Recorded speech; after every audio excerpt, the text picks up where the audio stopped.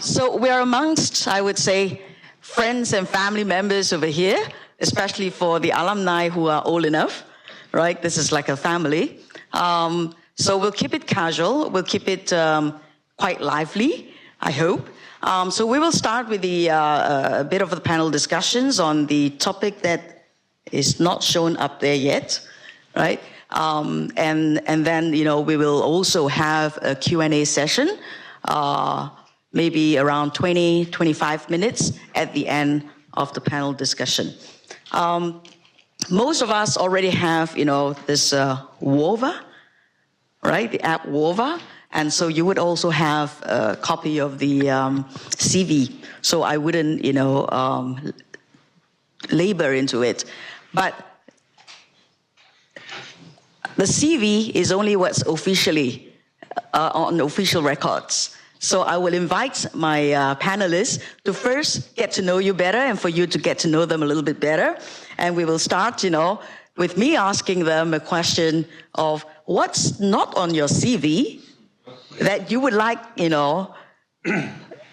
to share with our family here, and most importantly, to be remembered by, right? Because otherwise it's just too many faces. So, can we start with Yusra? Do you have a mic? Oh, okay, here it comes. Wow, that's instantaneous, real time.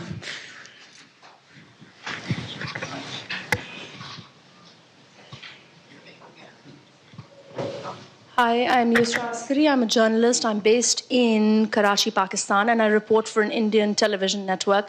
And I think what's not on my CV is that for the last 7 years, I've had the pleasure or the displeasure of being known as an agent on either side. And that isn't just completely. Everybody has the notion that because I'm an Pakistani working for an Indian network or an Indian reporter based in Pakistan, I would live and work with biases, which I completely reject. It is something that I've chosen to stay away from. It is something that I've chosen to deter myself from and work on fact rather than fiction. Because in countries like India and Pakistan, people have the tendency to work around fiction and build their own stories around it. So I think the narrative needs to be factual, it needs to be real, and I think we need to believe in on-ground action versus theoretical notions of what may be or what should be. So I think that's not on my CV, and I'll pass it on to Lotfullah. Okay, thank you, Yusra. Hi, my name is Lotfullah. Good to be here to see a lot of old friends and make new friends. I come from Afghanistan. I'm a journalist by profession. I run a 24/7 news channel. I've been part of the Asia 21 since 2012. What is not on my CV is that I got engaged last week. Oh, okay. Congratulations. And in Afghanistan, I always think that why media has progressed so much in the past 15 years and why this is the major success story of the country. And this is a clear indication that the country has moved on so much and come along quite significantly since 9/11 and the invasion of Afghanistan the year after. I think media definitely represents a new Afghanistan. It's a country where 2/3 of the population is under 25.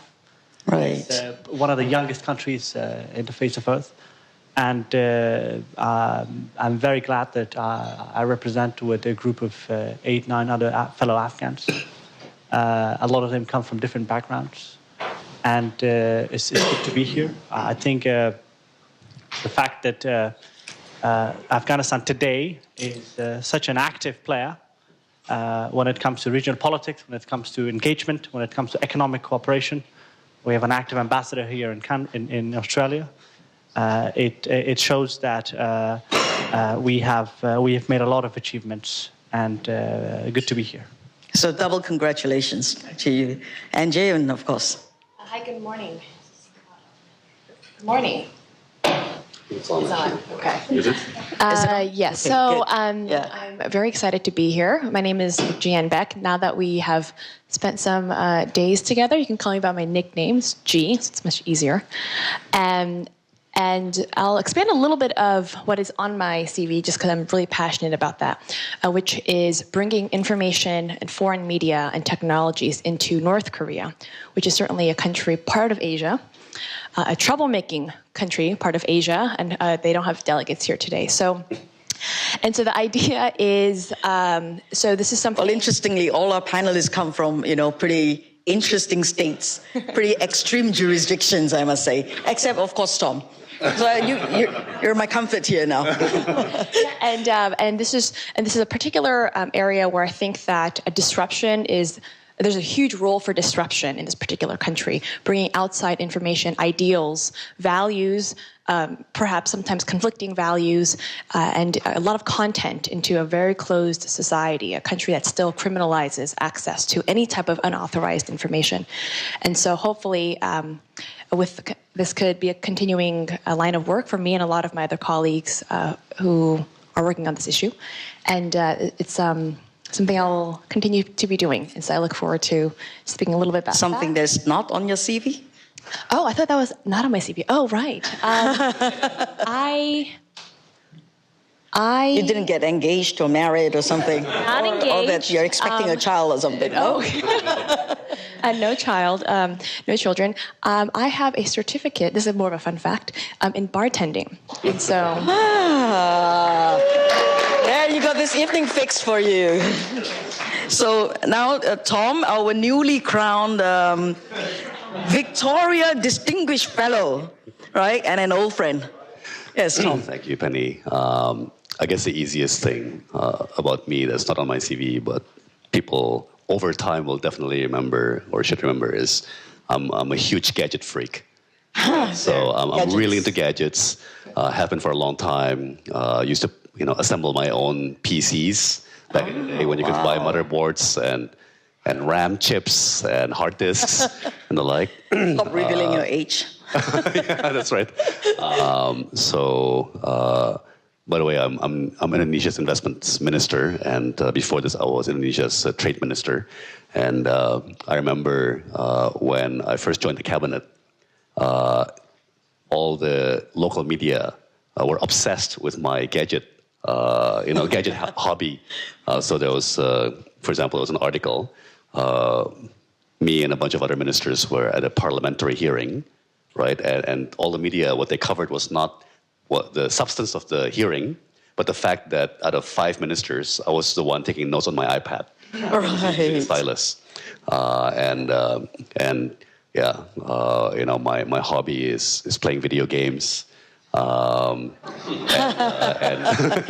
Which game? So real nerd, basically. Real nerd, real geek, very gadget freak. The only reason I don't have an Apple Watch is I'm still waiting for the local telecoms company to provide the 4G service, right, on that watch. Anyway, never mind. But that's me. I'm the gadget freak among us. Right. So I'm very sure that we will all remember you in your very unique ways.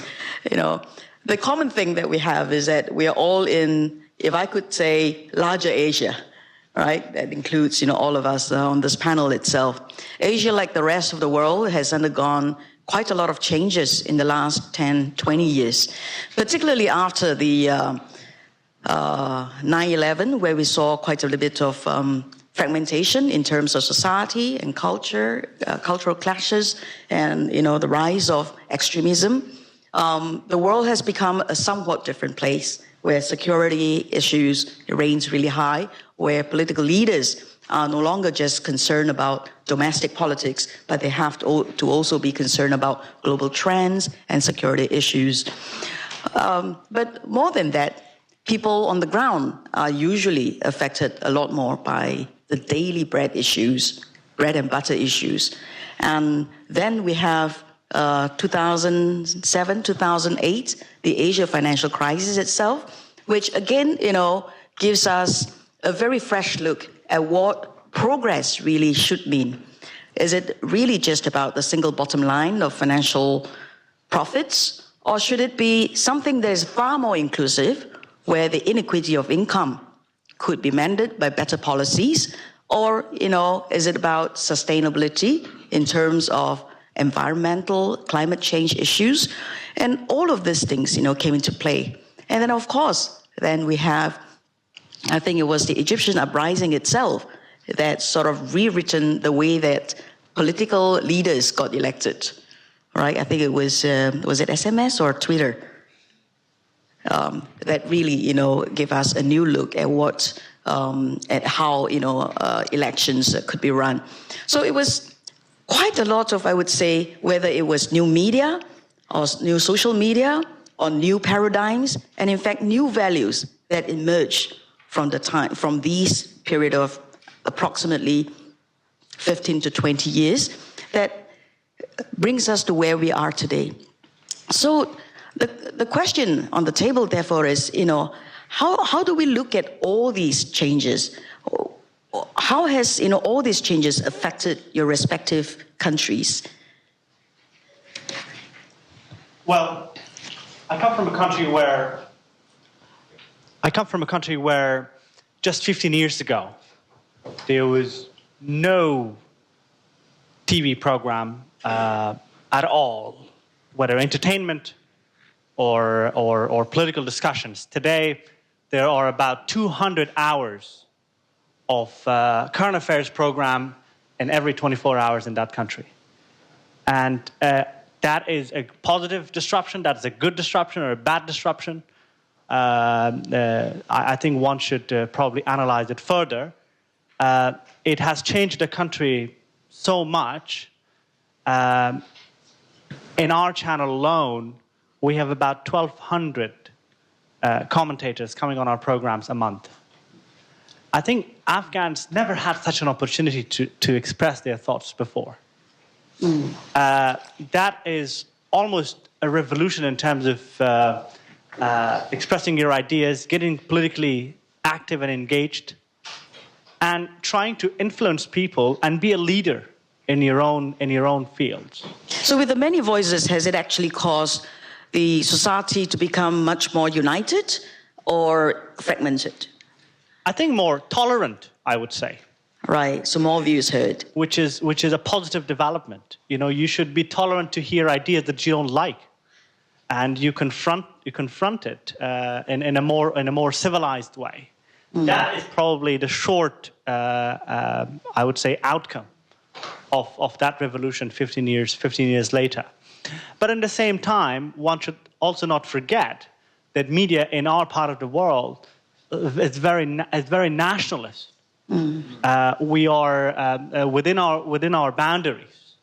If we report about Pakistan, for instance, we often forget to be unbiased, and or vice versa. If Pakistan reports on India, for instance, if you're a politician and want to use media, you want to say something against, let's say, if you're an Afghan politician and want to say something against Pakistan, you're going to get airtime. The other issue, I think, in our part of the world is the fact that we don't have such a pan-Asia media platform. We have a lot of them, from Al Jazeera to CCTV to NHK. Whether we have a common source of information in our part of the world, or how much we are really driven by the Western media and the Western narrative, that is probably one of the key questions that one should look into it. And the fact that how our politics is shaped by an article coming out of New York Times. Right. So what about in the case of India and Pakistan? What was the experience like, in this shifting powers from the periphery network, from the center to the periphery network, and in fact, a bit of shifting powers even from what we normally call the West to the East? I think in both India and Pakistan, the powers that so-called govern both countries are the peripheral powers. They define the narrative, and the government, in fact, alters its path based on the actions of those peripheral powers. Just before I left Karachi 2 days ago, we were short of not coming because a handful of clerics had blocked out our streets because they demanded certain rules be implemented. And they actually had the law minister resign. So 200 clerics can actually hold a city like Karachi or Islamabad hostage and define the narrative that would enable the government of Pakistan to have the law minister resign.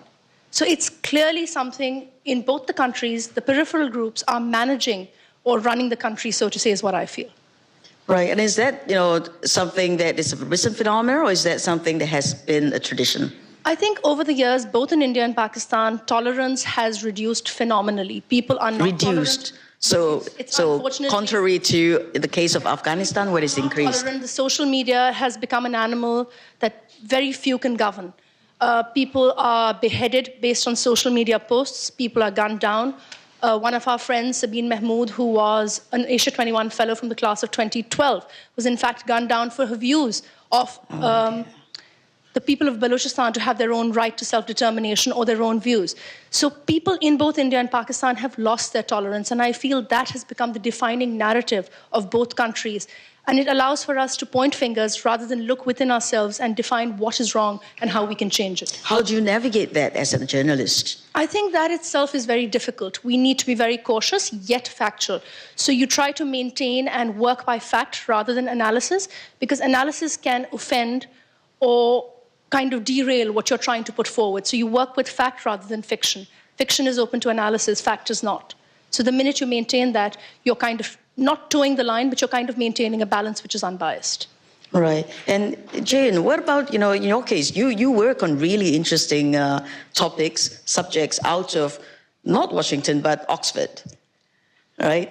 Right. And so I think, unfortunately, we're kind of experiencing a slightly different turn than what Lotfullah said about the growing tolerance amongst each other in Afghanistan. So obviously the United States is very large, and so there's all sorts of diversity and trends. But from my limited viewpoint, some of these fringe groups, these peripheral networks of social and political power are having a louder and louder voice, and intolerance is becoming more pronounced and almost accepted as kind of a new norm in different parts of the United States, something that we, as citizens and also just observers of the United States, supporters of the United States, have never thought would be possible in 2017.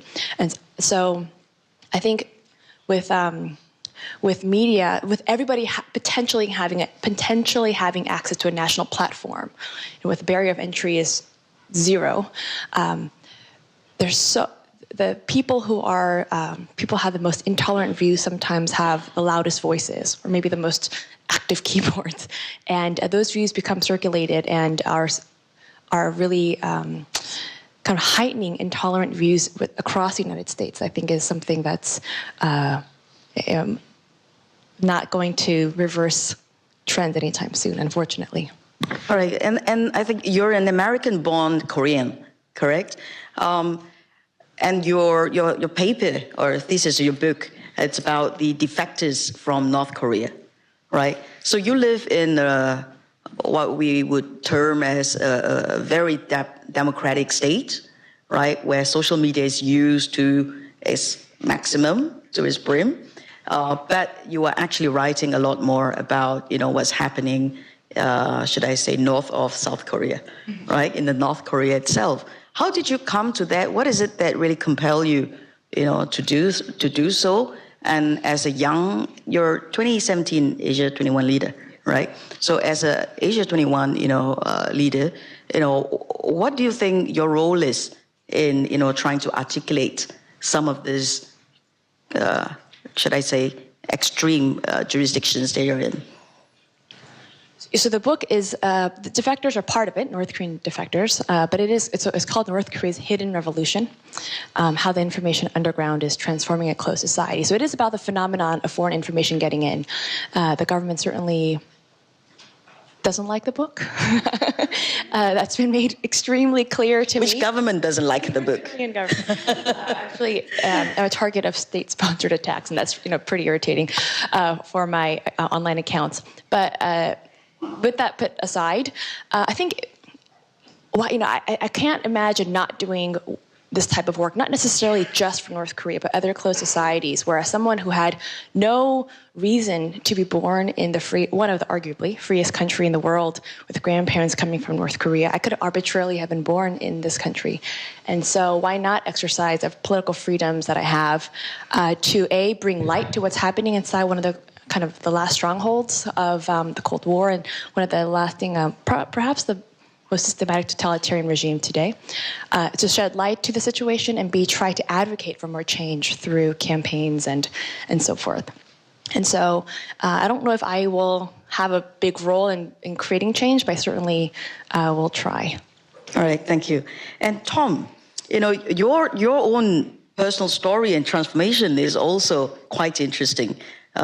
When we first got to know each other, we were hanging out at Orchard Road, and you were in the private equity business itself, pretty far away from politics, so to speak, right?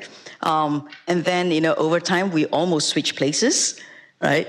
And so my question to you is, what is it that compelled you, to go into politics?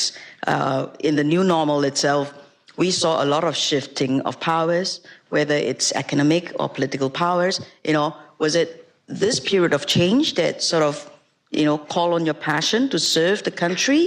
Or was it, because of the leadership that came about in President Jokowi, who is, I think, considered a people's president, that you felt that he was somebody whom you could call boss and, support in his reform to bring a higher level of equality or equity, to the people?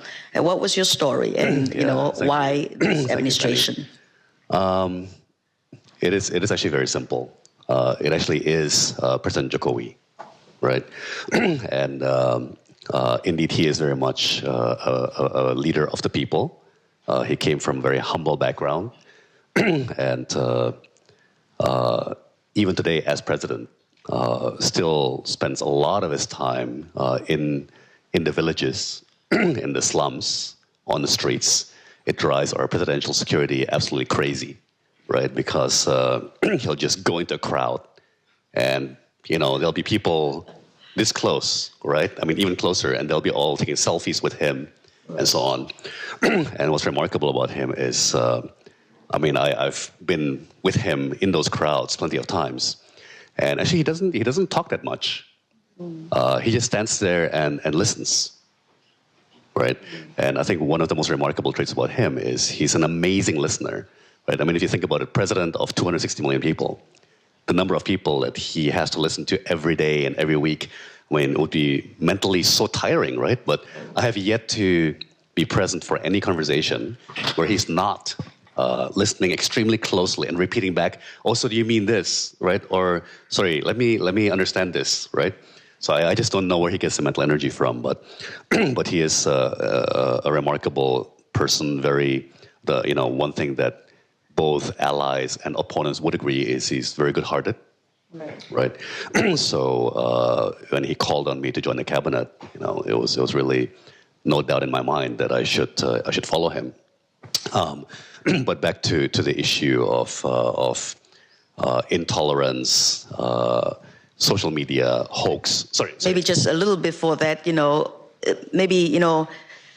let us into your own decision, because surely from it's not totally comfortable, but more comfortable world of private equity with a lot more freedom, than being a public figure. What caused that change in you, other than the fact that there was a good president, in your opinion, whom you would, want to work with? Was there something more from Tom? I think it's very simple. It comes down to a personal calling. And I think for every individual human being, our task in life is really kind of a journey of self-discovery, right? It's discovering what we are meant to be, what we are meant to do in this lifetime. And again, I think last night we talked about, if you're doing things right, you're always at least a little bit faking it, right? If you're pushing yourself hard enough, pushing the envelope. And secondly, I think every year of your life, you feel closer to the beginning of your journey than the end.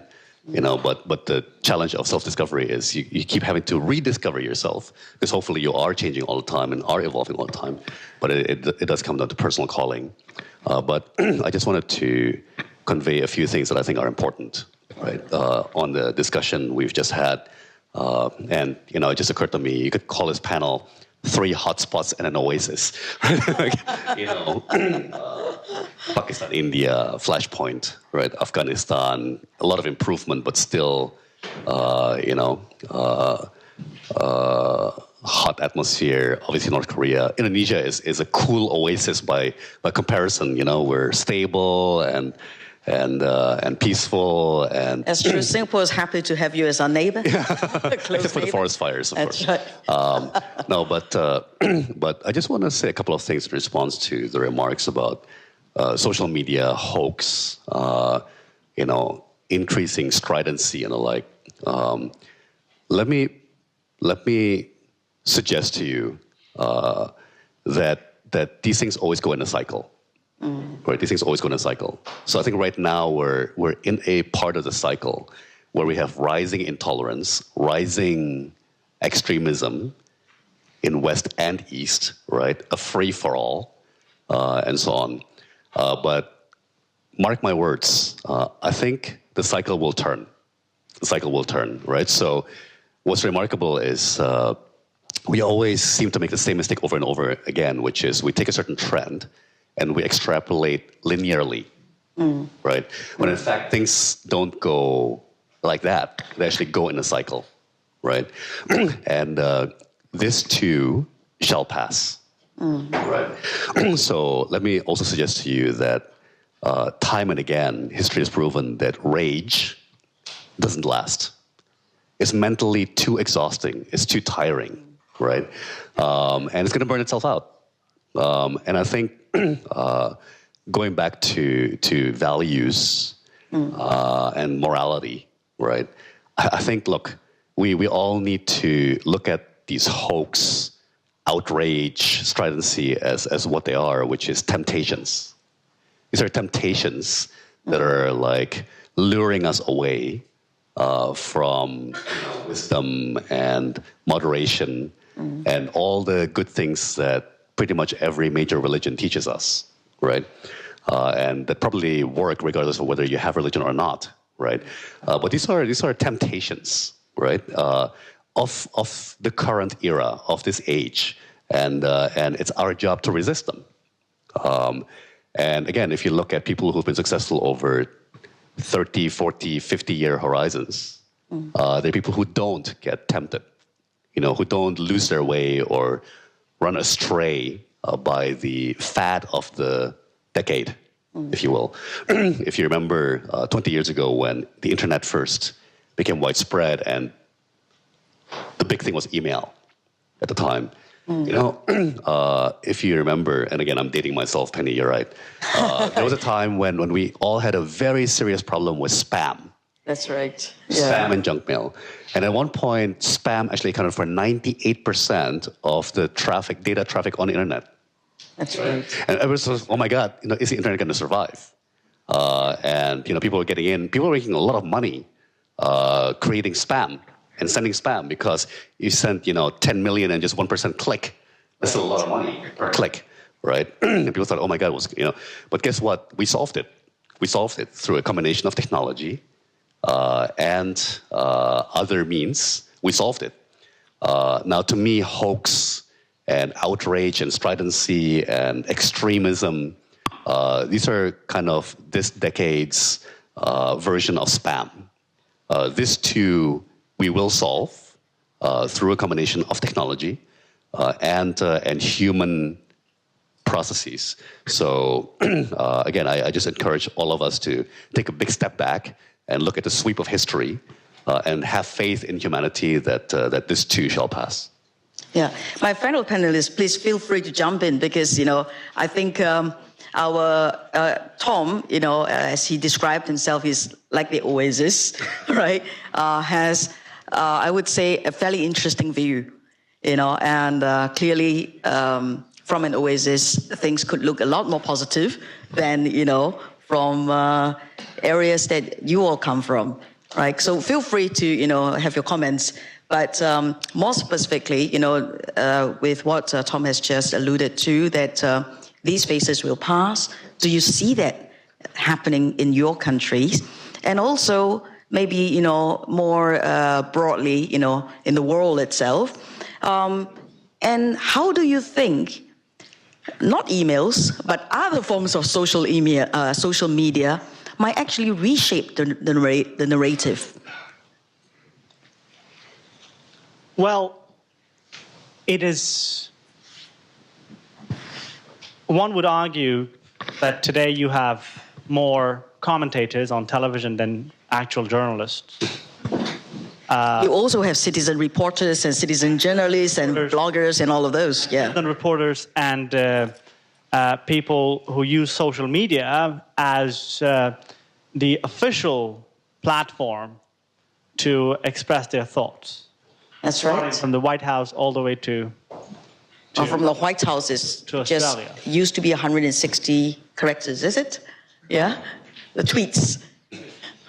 And I was just told by our ambassador the other day here that the Australian government has stopped issuing press releases after individual meetings with foreign dignitaries, and they just issue they just tweet with a picture. Oh wow! And that's, I think, a very interesting trend. The fact that social media is becoming way more mainstream. Social media is the new press release. Nobody So social media is the new press release. Buzzword, tweet it. Yeah. But I wanted to say, I think the importance to analyze the relationship between media and politics, especially in our context. If you look at the RSF Press Freedom Index, for instance, 7 out of 10 most censored countries when it comes to press freedom are in Asia. And out of these 7, some of them have pretty stable politics. Like Singapore. I don't know whether it belongs to one of the 7, but I was also going to say, is it a case of yardstick, using different yardstick that may or may not be culturally or contextually relevant? For instance, just to name a few. For instance, Turkmenistan, right? Uzbekistan. Their politics is pretty stable, and probably too stable, and for a very long time. And press freedom is probably one of the blackest areas when you look at the press freedom global map. And some of these countries where media is censored have probably the most disrupted political life, like Syria, like Libya. So the question is how politics and media affect each other. Right. Whether free press is disrupting politics, or whether censored media is contributing to stable politics in some of these regions. If you look at the Arab world, for instance, some of the ISIS fighters, where they get their inspirations, they use media, they use YouTube videos. Our content is shown to the Taliban fighters that see how the country has become so un-Islamic, become so liberal. That's being taught in the training centers. Whether that's a positive contribution of free press, because that results into a lot of lives being lost by these attacks. I think it's a very blurry relationship. But at the same time, you cannot probably define what kind of media you really want and what kind of relationship you want. A lot of these copycats, without taking the cultural context into account, is not helping, because our political lifestyle is different from one country to another.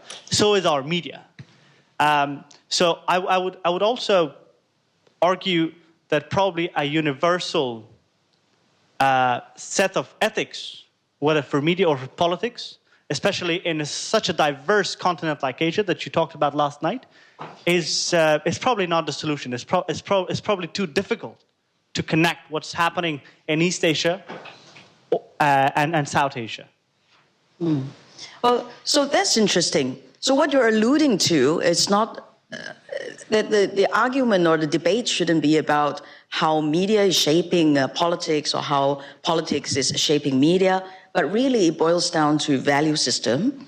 It boils down to morality of the people who are using the media itself, right? And I think that's also something that Tom spoke about. you had a reaction. No, because I think in countries like Pakistan, so to say, the media empowers people. Social media has become everybody's tool to say what they've never been able to say. It allows them a voice. It allows them a narrative. It allows them to state what they feel. And I think it also gives them the opportunity to make or draft a path, so to say, of putting out what the government should hear or should act upon. So in countries like Pakistan, where you have a parallel narrative, I think it is important. It allows for those sectors of society to interact with others and sort of congregate in one space. And censorship by the government of Pakistan or any other governments in Afghanistan or in India has become fairly rampant in these cases. So that is what needs to be tackled. But rules or kind of measures to adhere to a larger Asia may not be possible because the clusters are fairly different. South Asia, Far East Asia has a fairly different reaction to social media. And I think that is what is important to take into context and define what social media means for the region.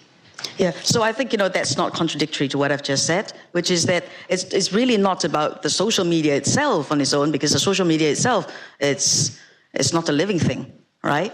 It's just a platform, right? But it is the users of the social media itself that defines how it's going to be used and how it's going to be impacting people. And what it says here, ending at 10:40, and so, we should get into a Q&A soon, right? So I just want to have, to give an opportunity to the panel, to discuss this thing about, so what is it that, we expect of our future leaders, right? Or even our current leaders, right? Who might be social media savvy, or who might not be, or maybe not just the political leaders, but even those in the government, CEOs of big corporations, or even of NGOs, what is the kind of morality or value system that they should espouse if they want to be standing up there to affect people's lives, right? Because if we agree that media and social media in particular, it's just a platform. Yeah. Tom? Okay, thank you, Penny. I want to jump on this one. So, what we've seen in the rich countries or the advanced economies, especially the West, over the last 10 years, is a massive loss of public trust in their leaders, right? And in a smaller session yesterday, I mentioned data clearly show that in the advanced economies, over the last 15 years, the bottom 70% of the people have seen their income stagnate or go down. Especially adjusted for inflation. So I think the outrage, the loss of trust by the public in their leaders is probably somewhat justified, right? Now, but the other thing that I feel, back to the issue of media and communication, that I feel very strongly is what really doesn't help is us technocrats talking over people's heads. Right. So basically, one thing that really undermines public trust is us talking with jargon and, talking at people or talking over people's heads, talking about ISDS and phytosanitary and, bilateral investment, just jargon. And I think for us, and we're all leaders here, right? And especially for those of us who are in the bureaucracy or political leaders or bureaucratic leaders, we really have to start talking like normal people, right? So we have to really start talking like normal people, and we have to, like President Jokowi, we have to become much better listeners rather than talkers, right? Body language matters a lot, I think. People, actually what people want to see is not that you're the smartest person in the room. They want to see that you're sincere, that you're listening to them, that you care. Right. So my punchline for this to all of my fellow bureaucrats and technocrats and so on is what we need is a lot less head and a lot more heart. Right. So don't talk to show off that you're the smartest person, in the room, but try to let your heart hang out, kind of thing. And the problem is like this, Penny.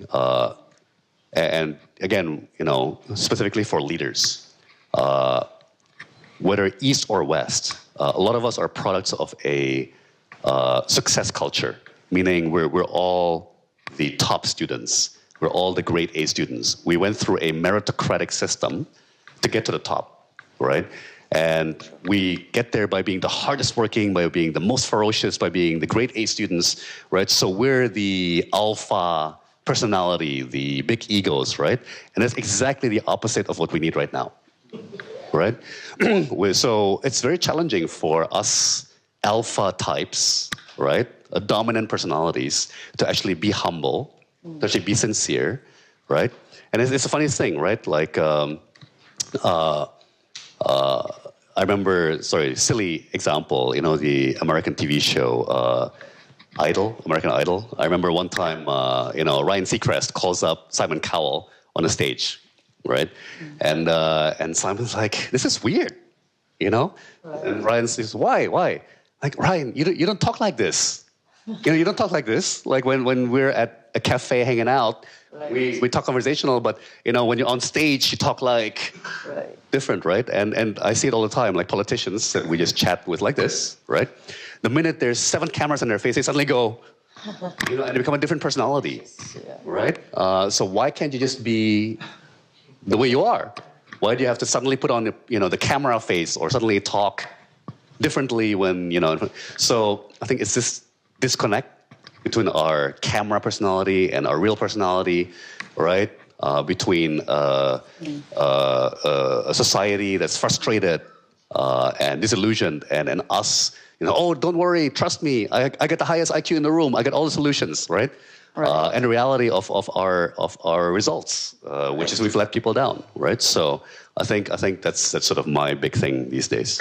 So if I could, just summarize on some of what you would want to see in a leader, it would be more heart, less head, ability to connect with the ground, humility, and authenticity, right? And listen more.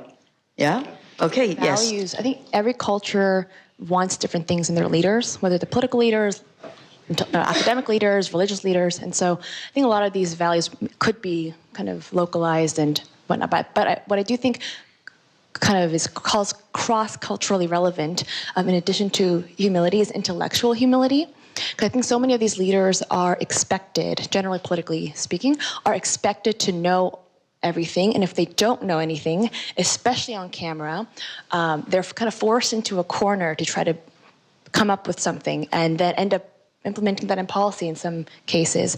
So I think intellectual humility is something that all leaders in all contexts could use. And also, especially in liberal societies, I think more politicians these days, policy leaders, whatever else, should be more risk-taking.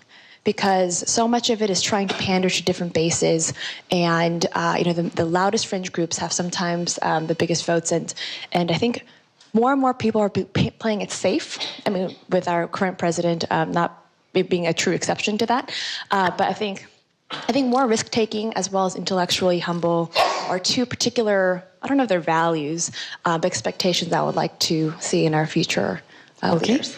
Right. That's good. Okay. Yeah.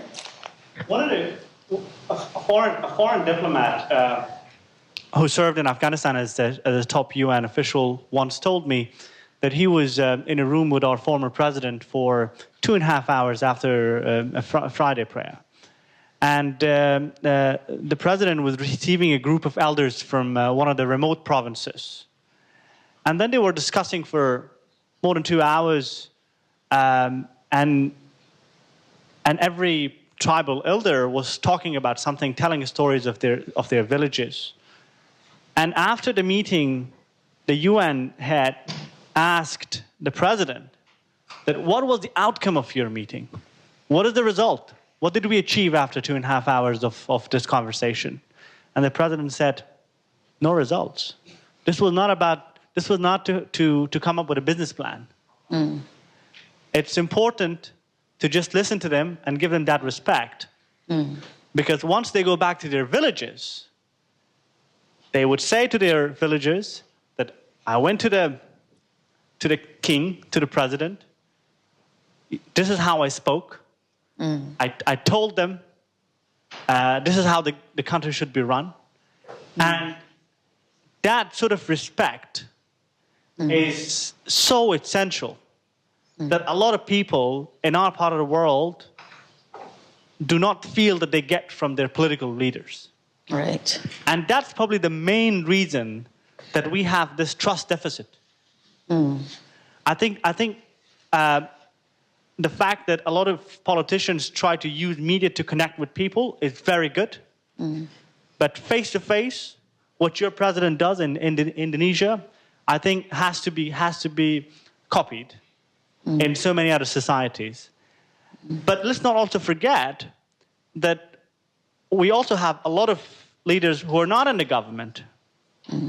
I think the definition of leadership has changed so much that other actors outside the government are way more powerful in some of the societies than the bureaucratic or political leaders. Sure. And the way they interact with people, with their consumers, with their clients, is also very important in a society to ensure that the relationship is remaining healthy. Thank you. And Yusra? The only two asks that I think politicians across the globe should have is less indifference, more empathy. And they Less indifference, more empathy. Yeah, and they need to walk the talk. Politicians across the board tend to talk more and less concrete action on ground. And I think in countries like Pakistan and Afghanistan, we need to have that translate into more on-ground action. So I think that's the only ask across the board that could generalize what Asians would demand of politicians in the region. Oh, that's a very good ask. In fact, I've been a member of parliament for close to 15 years. And when I came, on board, there was this great leader called Lee Kuan Yew, who was the first prime minister of Singapore. And he was still very much active at that point in time, but active more as a mentor. And one of the first lessons he told us was always under-promise and over-deliver. Don't say that you can do it unless you are going to deliver it. And that's a mantra that we live by. And I think a lot of the successes of the tiny little Singapore is really due to some of this fundamental value system that's embedded into the entire, whether it's political or just overall leadership system in the bureaucracy itself, that makes all the difference. So on this note itself, I'd like to open it to the floor. Please state your name, the class that you're from, the country that you're from, and then keep your questions really, really short so that, we could have our panelists to give you short interventions, and then we can, involve as many people as possible. And I'll start because I see a number of hands coming up already. So, I'll take 2 questions at a time. Yeah? Okay? We take the gentleman in black and the lady in black, all right? Because they're right in front of me. See, proximity. Yeah. Yes. Thank you. My name is Tenzing. I'm from Asia 21 leader from Bhutan. I'm the editor. From Bhutan? Yeah, I'm the editor interesting. of the newspaper there. My question is with regard to both politics and media, because we tend to make scapegoats, I feel sometimes, of politicians and even in the media, because a lot of what the media supplies and politicians supply is what the people want.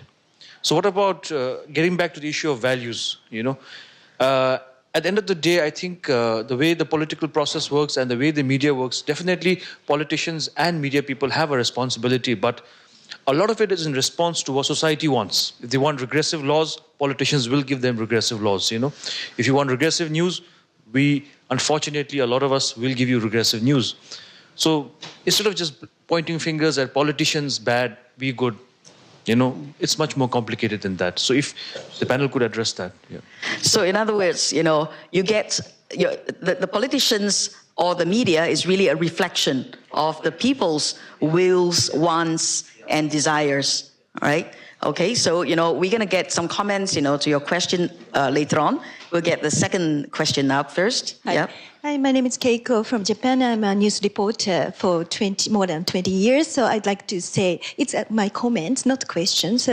But keep it short. Yeah, thank you. Politics and media, as Tom said, the public trust is the most important. So we trust like a politician, and politician trust like our media. So the relationship not like is so important. So we educate politicians as well. So do the right thing and say the right things like that. And politicians sometimes choose the reporters who cover the best news, not just make use of his news, but my 20 years careers, we have a really good relationship, trust each other, and it's cover the good news and the trust and reliable news. So thank you. Okay, thank you, Keiko.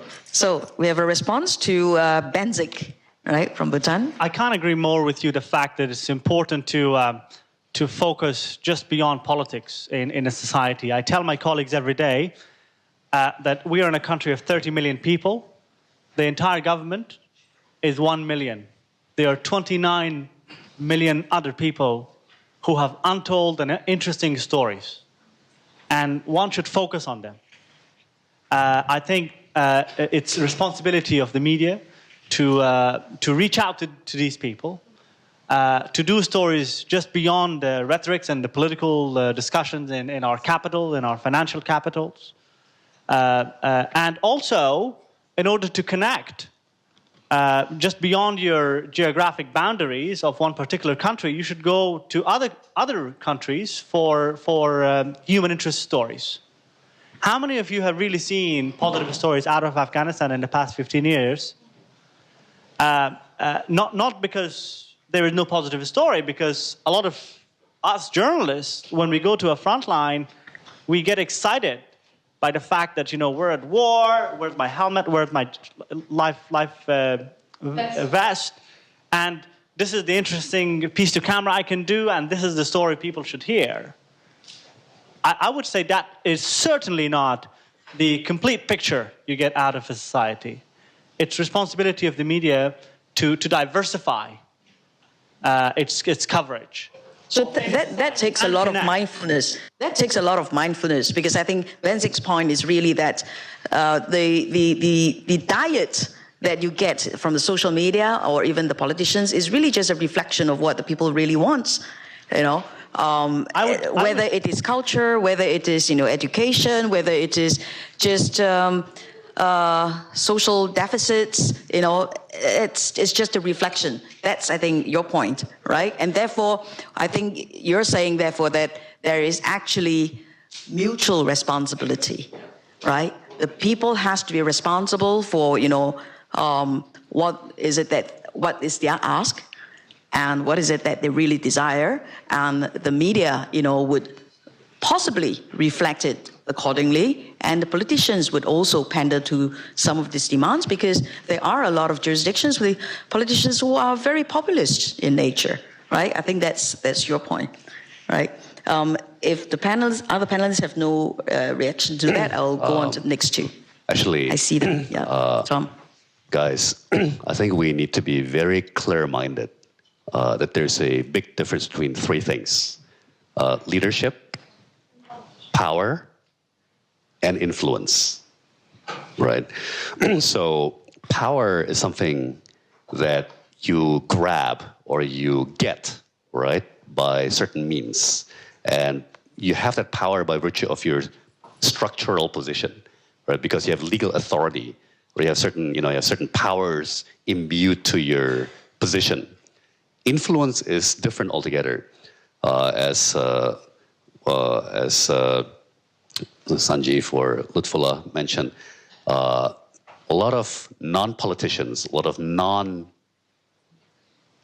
basically even people like with 1 million YouTube followers or 1 million Twitter followers have influence. So players. You can be very influential even though you have no power by virtue of your position, right? But leadership is something totally different again. And I think to Benzik's point, if you're just giving the people what they want, then you're not leading. You're not leading them. You're not being a leader. right? Leadership is about pulling and pushing people forward. And if you look at history, right, leaders who've been successful over 30, 40, 50 years, they start with an issue that is completely crazy, that is, you're out of your mind, right? And then 10 years later, it becomes more mainstream. And another 10 years later, it's become totally mainstream. Another 10 years later, it's become completely inevitable, right? It's going to become completely unavoidable. So they staked out a position which is what their heart told them, is what they feel in their hearts, right? Irrespective that it's not popular or people think you're crazy, right? But you just believe it, right? And then society moves towards you or moves with you, and that's leadership, right? And I think the world is thirsting for that. People are thirsting for real leadership, and leadership, again, has nothing to do with power.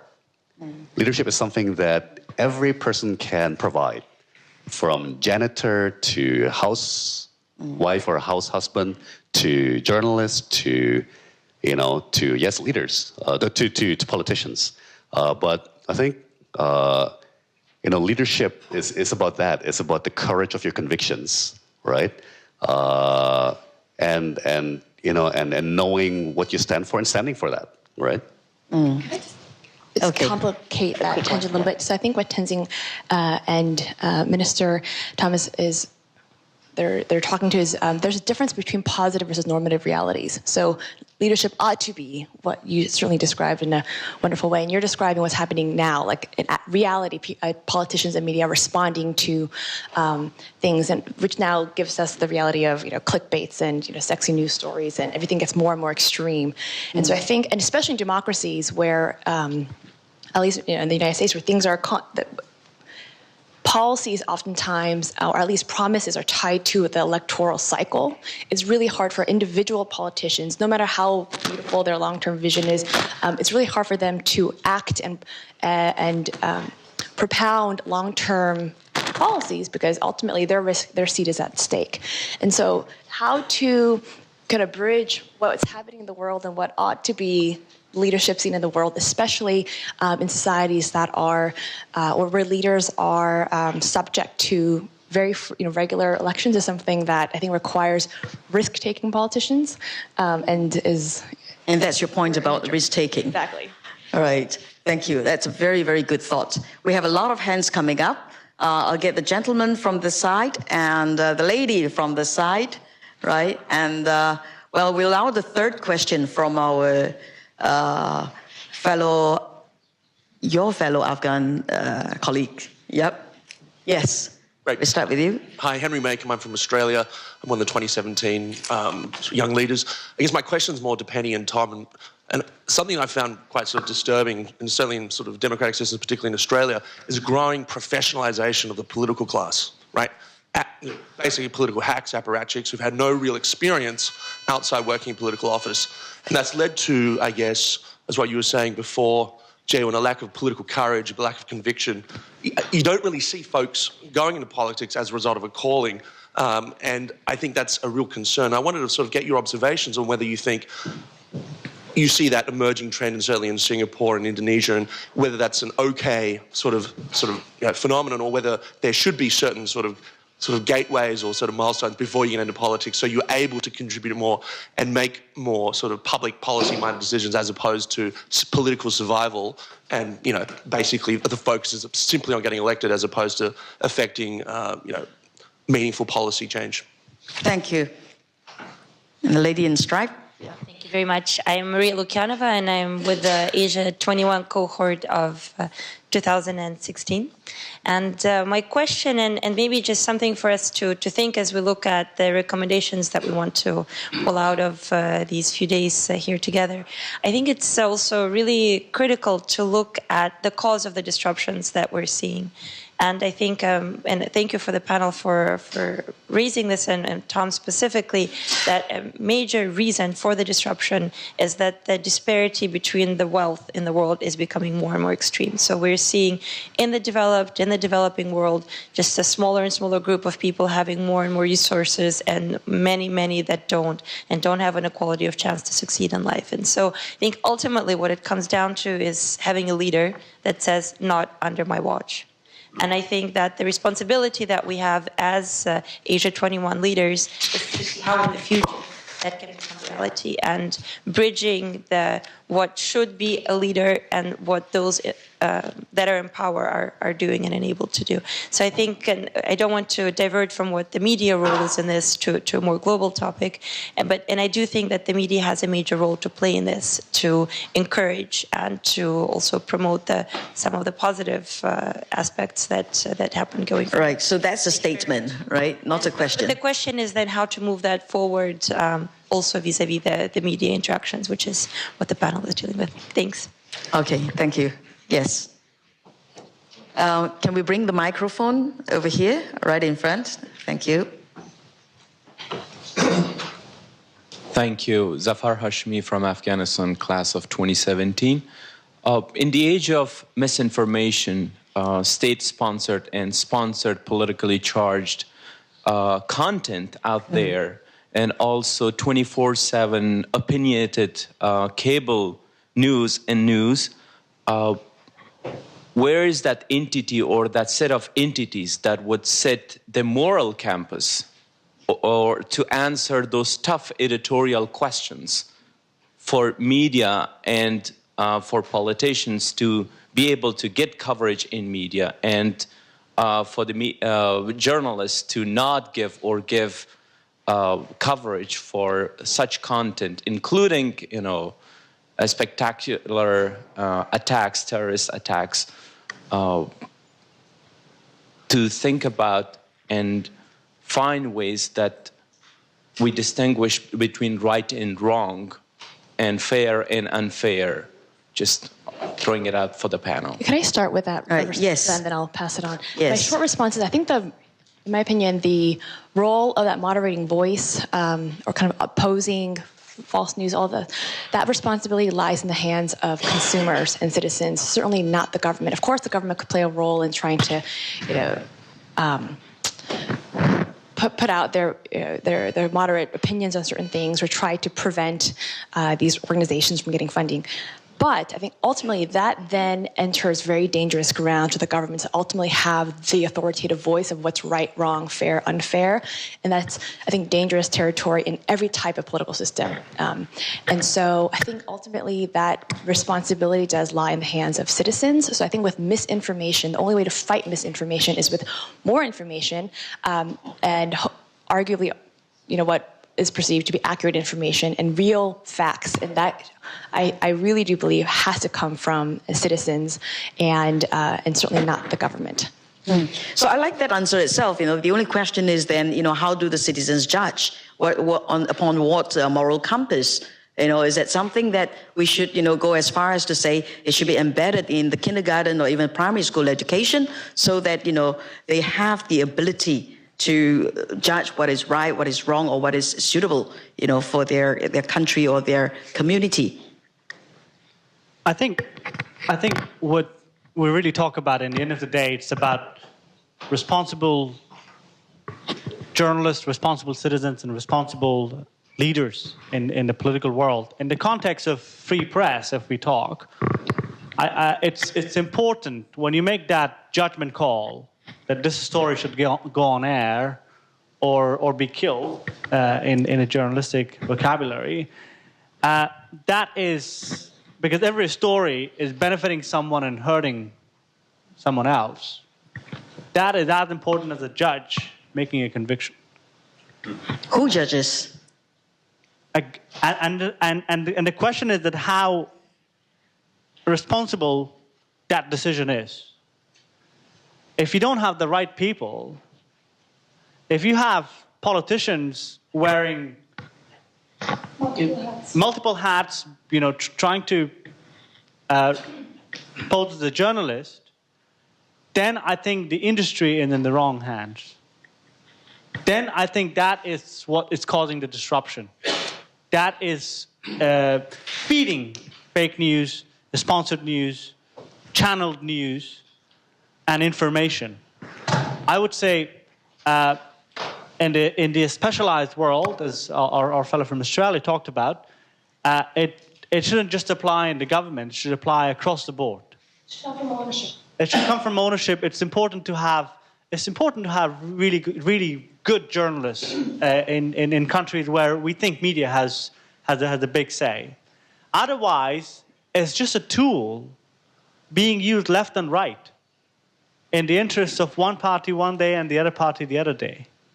And we see probably some of it in our country and in the countries in the region.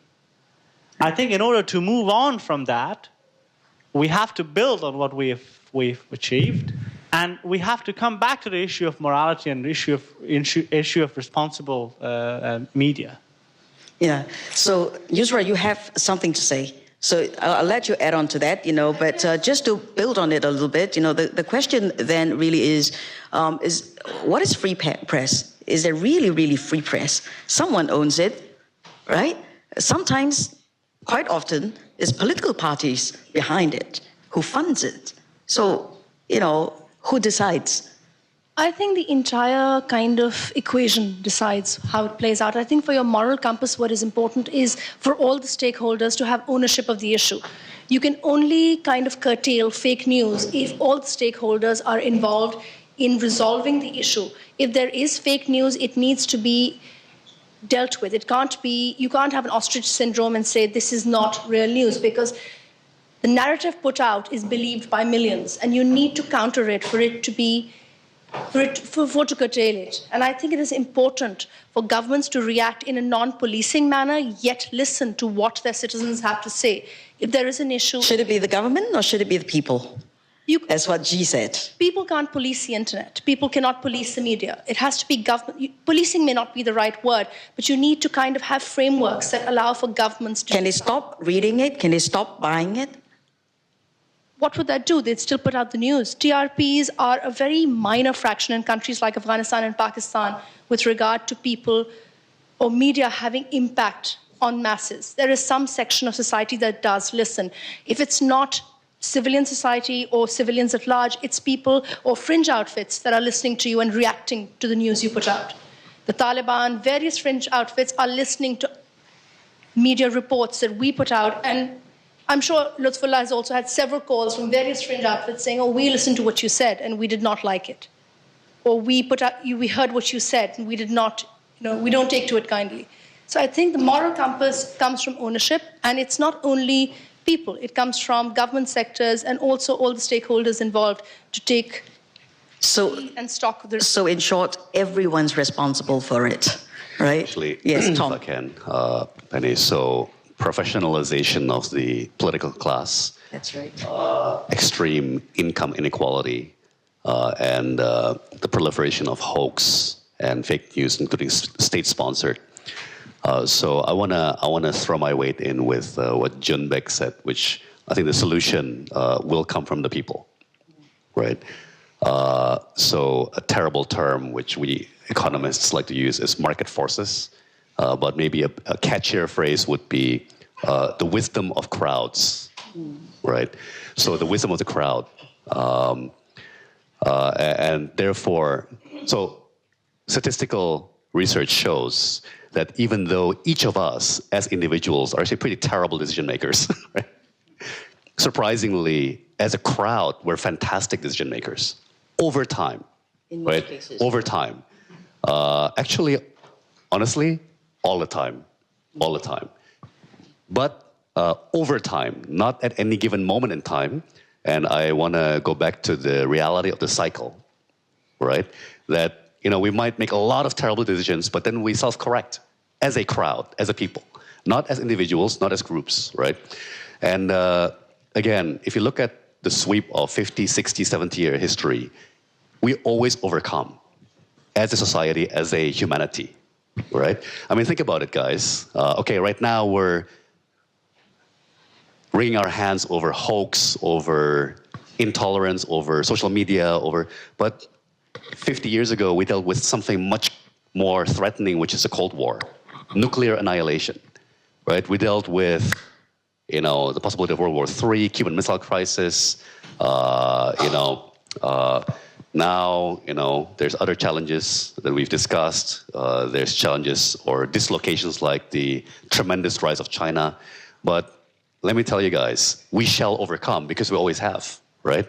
So the one thing that I would ask all of us to do is, regardless of your religion, regardless of your faith or spiritual orientation, the one thing that we all have to have always is faith in humanity, right? It's faith in the people. The other thing is, in addition to things being cyclical or going in a cycle, want to point out that what I would call the cliff effect, right? So things are the way they are until suddenly they're not, right? So sorry, I'm sounding like a salesperson for Malcolm Gladwell books or something, right? So the wisdom of the crowds, that's actually James Surowiecki, but there's another book by Malcolm Gladwell called The Tipping Point, right? So things kind of go in a certain cycle, in a certain direction, and then they reach a breaking point and they break.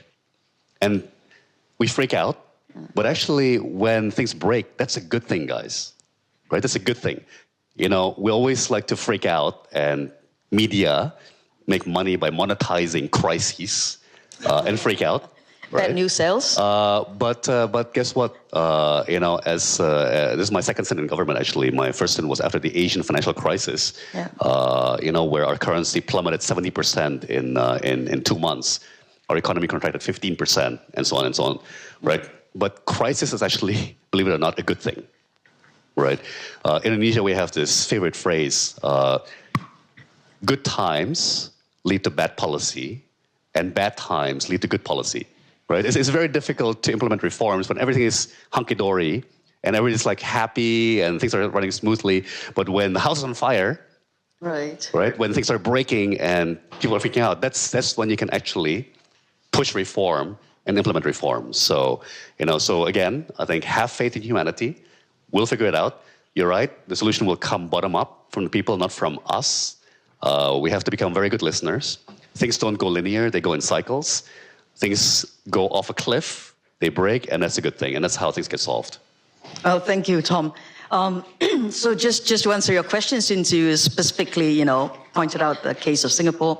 Well, in Singapore, there's always this talk about, so what is leadership and so on. But more specifically, we make a huge difference between politicians and political leaders.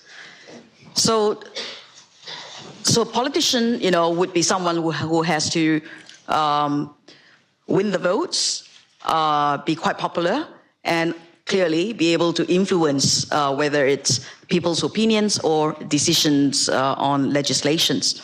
The political leader, however, has to do all of the above, but over and above that, has to also connect really well with the people and have the foot firmly planted on the ground.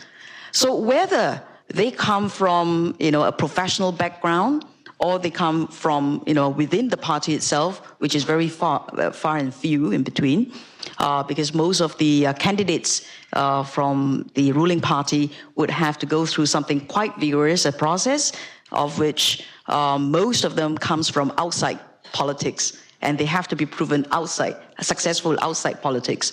So the idea is to make sure that they have, a firm foot on the ground, they connect very well with the people, and have a good head. So we have 4CH, clean head, so clear head, clean hands, compassionate heart, and competent hinds. 4CH, as our mantra. I know that there are a lot of hands going up, but unfortunately, I think we have overrun by 2 minutes. So, I would just like to... just trying to keep to the clock, right? No, because it's Asia 21, Asia Society.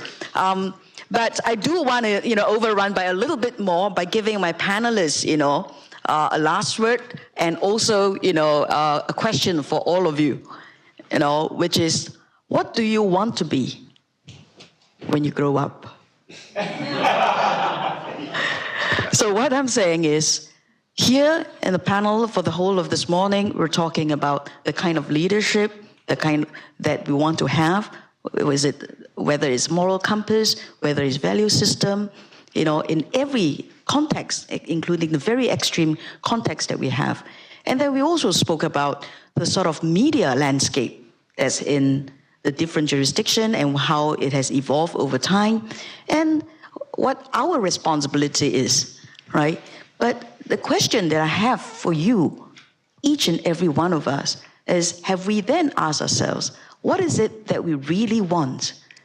What is the kind of world that we want to live in, that we are responsible for shaping, taking a leaf from our Bhutanese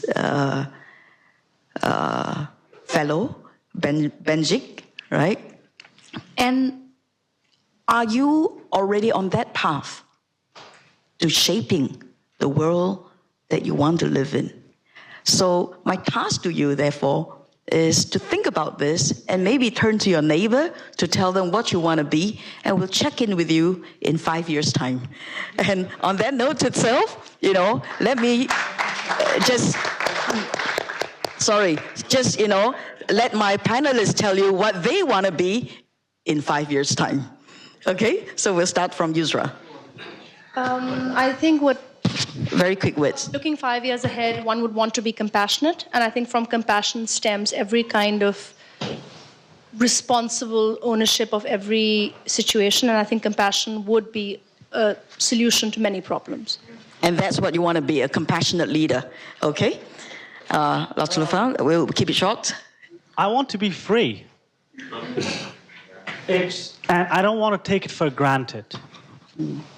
It's very important that you can have the right to express your thoughts. Okay, so you want to be a free man. So can I therefore, be a free woman as well. I am. Okay, thank you. G? What I will not be is a politician. I think politics is much more difficult than academia. Right. So in 5 years, I have no idea, but probably be continuing to ask questions about revolutions and dissent. Thank you. And Tom? So rather serendipitously, I happened upon a Facebook video last night, some kind of a commencement speech, right, by inspirational speaker. And he made a hilarious point. He said, don't have a dream. Don't have a dream, right? If it takes you your whole life to chase a dream, by the time you get it, you're almost dead, right? It doesn't matter anymore. But he suggested, passionate dedication to a series of short-term goals, right? Now, President Jokowi is a very pragmatic and very practical person. He's like, what can we do now? What can we get done tomorrow? What can we deliver next month, right? So I'm a huge believer in serendipity. Right. I think life is a series of short-term goals. So 5 years too long for you. And I think we should go with the flow. I think we should reinvent ourselves all the time. We should be open to rediscovering ourselves, right? And I think back to values and morality, right? I think strengthening our courage, our honesty, our openness, actually being very self-secure and courageous enables you to be open and admit you're wrong and change and reinvent yourself, right? So I think it's more a journey than a destination. All right, thank you. Last but not least, someone once asked me, what is the greatest social innovation that you would list in the world today? Because I published a book on the top 50 social innovations changing our world. And I looked at them, I said, unfortunately, it's not in my book, but it really is not about what's outside, it's what's inside. It's mindfulness. Where we are today, where we're going to go tomorrow, have we thought about that? Have we thought about where and how our decisions would affect our neighbors? And is that the way that we want our trajectory and our narrative to be told? And that's a thought I would like to leave you with. Be a mindful leader in whichever field you are in. And I think a better world really starts with a better self. So on that note, thank you very much for having all of us here. And thank you, my panel.